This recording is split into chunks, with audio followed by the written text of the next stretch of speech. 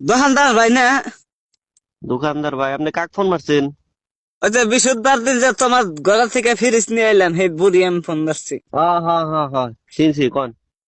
কই মানে কি ফিরিস আইনা রাখতে না গেলাম, হ্যাঁ হ্যাঁ। ফ্রিজের মধ্যে কলা থে দিছি। আচ্ছা।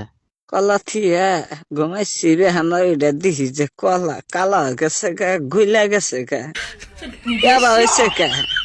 ফ্রিজের মধ্যে আপনি কলা ছা দিয়েছেন কে? কলা ফ্রিজের মধ্যে রাখলে তো ওইরকমই হবো। কেন ফ্রিজ ঠিক করা যাবো না? কিছুমান বস্তু আছে যেগুলা ফ্রিজে রাখা যাবে না, যেগুলা রাখা যায় ওগুলা রাখা লাগবো। আপনি কলা রাখছেন, কালা হয়েছে। কলা তো মানে বেশি ঠান্ডা পাইলে মানে ই হইলে তো 1.5 কেজি কালাই হবে। কলা আনছি, এই 1.5 কেজি কলা কইলাম যে ফ্রিজের মধ্যে তেয়ার দিই, সকালে আবার আমার শরীর দিক পারলাম। তা কলা নষ্ট হয়ে গেল, গাতে পয়সাও নাই। কলা যে ফ্রিজ নষ্ট হয়ে গেল গা, তোমার ফ্রিজের জন্য কি ফ্রিজ কিনা দিলা? ফ্রিজের ভিতরে মাসে কাঁচা সবজি বাইরে থেকে কিনে নিয়ে বাজার থেকে কিনে নেয়, ওগুলা রাখে। তারপরে ধরেন কিছুমান মানুষে কাঁচা মাংস রাখে, ভাত রান্দা বেশি হইলে রাইতে ওইগুলা রাখে, তরকারি রাখে। আপনি কলা রাখতে কেন গেছেন?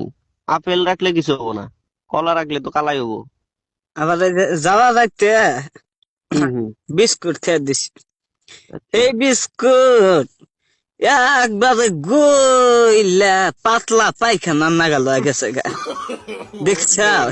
এটা বাইক আপনি করছি সকালে, বাইক প্যাকেট খুলছি, ডাইরেক্ট একবার গক্কত করে গুণ নাগাল পুড়ে গেছে গা, বেকানি মাটির মধ্যে। বাড়িতে কুত্তা ছিল, কুত্তা আবার খাই আরাম পাইলো।